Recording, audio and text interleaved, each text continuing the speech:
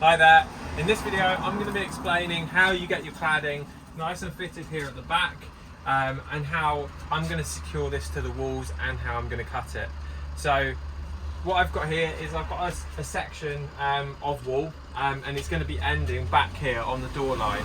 So what you want to do is take a tape measure and go to where the furthest point that cladding is going to reach. So I'm going to go a bit lower down on this section here. If I can get the tape measure to behave. So I'm going to go a bit lower down. No, I can't.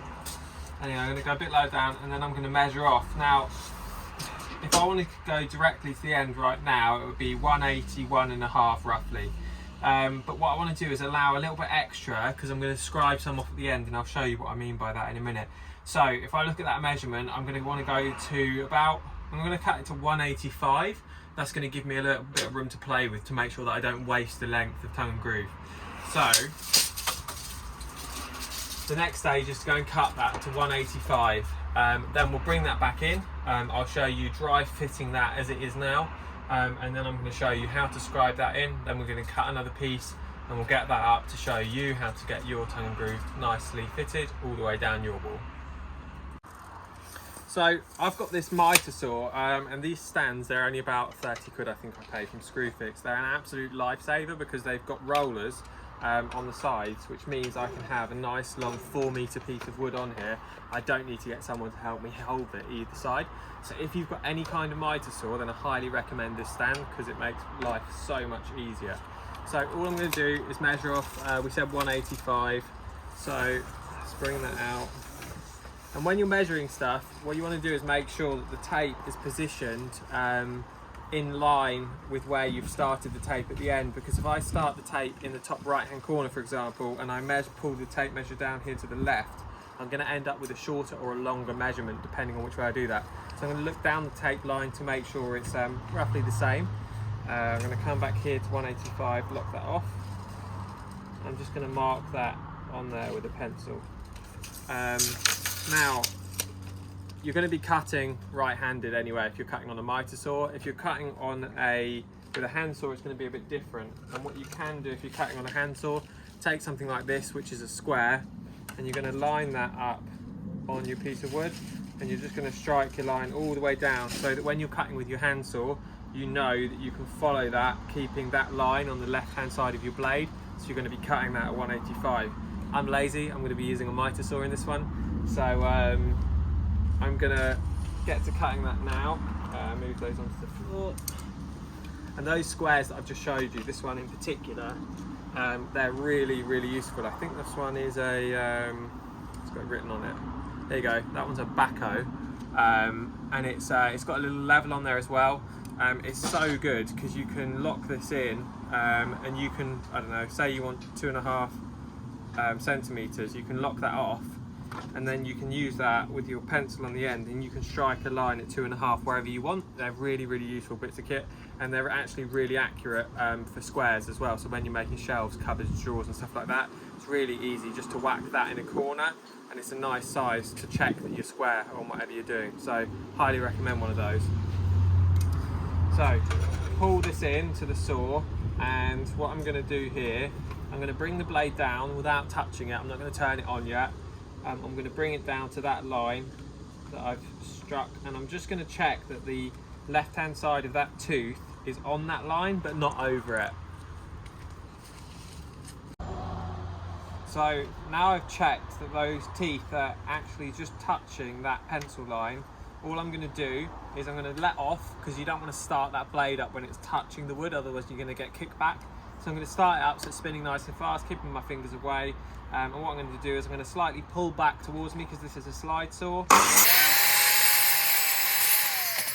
I'm going to go through. If it's a really long piece and you know that it's always going to fall off, either try and get someone to hold it for you or extend your rollers, because otherwise what happens is this part here ends up with a slightly rough cut on it, and it's not going to be a 90-degree angle. So you can get somebody to hold that to make sure you don't get a rough cut. So this one's going to be scribed again, so I'm not worried about that. But let's move back to the van and I'll show you scribing in. I've got my piece of wood, it's 185. And all I'm going to do is I'm going to slide it up inside the piece of tongue and groove that's already secured to the wall, and then I'm just going to slide it down to the end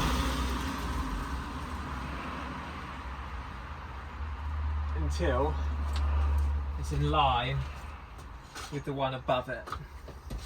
The next step is I'm going to scribe this. As you can see up here, this is scribed to the wall, so you've got a nice, you're not going to end up with jagged cuts coming all the way down, or a straight cut which leaves you with a gap. I want to fill it as I'm moving down the wall. I don't want to keep leaving gaps to fill later on. So all I'm going to do is I use a compass. Now you can buy scribing tools, this is the cheapest way to do it. I've seen a lot of carpenters on YouTube use these. You can also use a washer, a piece of wood or something like that. I prefer these because they're adjustable. So all I do is I'm going to go to the lowest point of that tongue and groove, or the widest point of the tongue and groove, and I just leave it like that. So I'm going to go to the top now, and all I'm going to do is leave the this part of the compass on the wall, and I'm going to follow the wall down with the compass. And if you see there, this one's quite straight. It's going to strike a line for me. Now I know now that that section is that wide, and the reason I said to leave it, the tongue and groove, a little bit longer at the end is because that's going to take off almost an inch. So once I've taken that off, I'm still going to need to adjust the other end, but it's going to allow me some tolerance. Otherwise, if I'd cut that to length and then I want to scribe it, it's going to come in and the length of wood's going to be too short.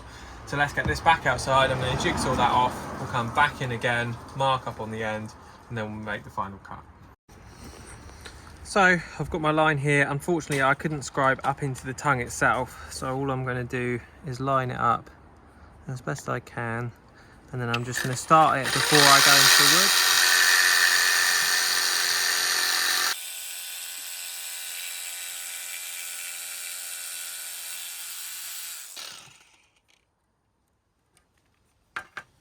Okay, so what I like to do, I don't make sure your fingers aren't underneath as you're cutting. I just like to use my thumb to guide the actual guide on the jigsaw, just to keep it nice and steady when I'm going through the cut. And then all I'm going to do, I've got a nice cordless sander here. I'm just going to go over that edge there. Make sure that that's nice and smooth. And then we can get this back in the van and check that fits, and then we'll get it cut on. So like I said, we've taken our 2.5 centimeters off. Now we're left with this piece here. Now I always keep these bits as offcuts because you never know where you're going to need to fill in. As long as it doesn't break in half or something like that, then it's good to use later on. So all I'm going to do is, as this may not have been put in totally straight, what I want to do is check on each one that I'm following this section down. Then it makes it easier to trim in the future. I could get around that by using a router or something like that, but to try and make sure there's not too much cleanup at the end, I try and just, like I said, cut them as I go. So all I'm going to do is, I know that the top one is correct, that's touching the plywood there, so I'm just going to mark on there at the top, and then what I do is I come underneath here and I just mark off there. Now this is probably going to be the same, but it's just good practice to check. So we can take that down now, and then that can go outside and we'll get that cut. Now I've got my mark down here and up here. All I'm going to do is just check, and the chances are that is exactly the same, but that's my top mark, so I'm going to get that in line, make sure it's square, and then I'm going to strike a line down the wood there. And if we look there, it's matched up perfectly with the bottom, so I know that's a straight cut. I don't have to cut that at an angle. I can just do a normal cut on that. So one final fit, we're just going to make sure that's right before we start gluing and pinning it, otherwise we're going to get it up and realise it's an inch too short. And I have made that mistake before, trust me, it does happen. So don't kick yourself too much if it happens to you. So what I'm going to do, dry fit that again, make sure that's down at the end. I'm going to make sure that's flush, which it is, and it's also nice and neat down there in the end. And I've got a nice cut both sides there. There you go. Right, so that's fine, I'm happy with that. If it does protrude, say by 1 millimetre, because I want to keep it in line, say it's moved a little bit down there, all you can do here, you can just at the end run up that with a sander. Like I said, this might not have been put in straight when I started, so there is a chance that this moves all the way down and you may end up with 1 millimetre of tongue or something on the end. It's probably not going to be an issue because I'm going to trim this anyway at the end with a piece of wood so that you don't see ply and then tongue and groove, ply and tongue and groove all the way down, so it neatens it up. But yeah, you can just trim that off with a sander at the end. But I'm happy with that. So I'm going to get that down, and then the next stage is the messy part. So we're going to glue it and then I'm going to pin it up.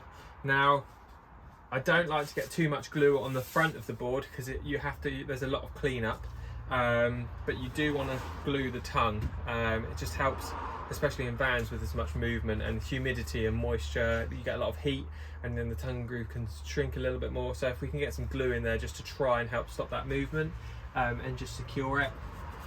So what I'm going to do is I'm going to glue the tongue first, then I'm going to put a little bit of glue on each part of ply there. And then we're going to pin it up. Okay, so now I've got the glue on the wall, I've got the glue on the back of the tongue. I'm just going to get that in place. We're going to mount that.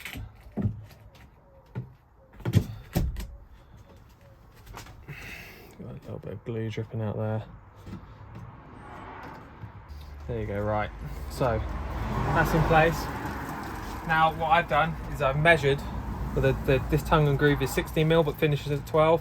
And this is 9mm ply. So because this has some metal work behind it and I don't want to go through any wires, I've done some calculations and I've got some nice nails. Where are they? I'll show you in here. So I've got some nice little 20mm nails and they're perfect. So this comes out at 21. By the time they're in by 1 millimetre or 2, they're perfect for the job. So all I'm going to do is tack that in place. And I'm going to go at the top and I'm going to go at the bottom, but I'm not going to go right through the bottom because I'll end up going through the groove itself.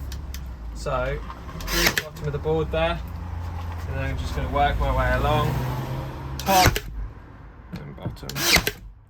Now you can do this with screws, and I've always done it with screws in the past. However, you do have to countersink it if you want it to look nice, and you end up having to fill rather large holes if you want to fill them.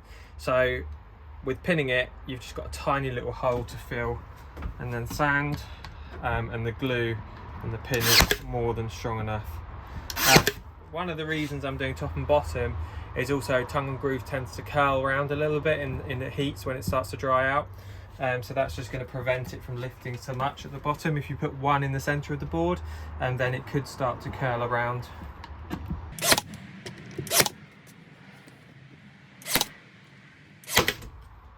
There you go. So that is that board secured. Now the only thing left to do is clean that remaining glue that's going to be dripping out the bottom, and the reason for that is that will start to set off and it'll affect the next board when we're trying to line that up. So I just want to get rid of that and clean the ply down. But that is how you scribe in a piece of tongue and groove, and it's just a repeat. So this video is taking me a bit longer, each piece is quicker for me to do. At the top here I actually had to take a section off because the cupboard wraps around at the end, but I'll cover stuff like that in other videos. Hope this has been helpful. I'm going to chuck a description, I'll chuck everything in the links that I've used below, so if you want to buy anything then head over there. Find me on Instagram at About a Van, but yeah, hope this has been helpful in helping you clad your van.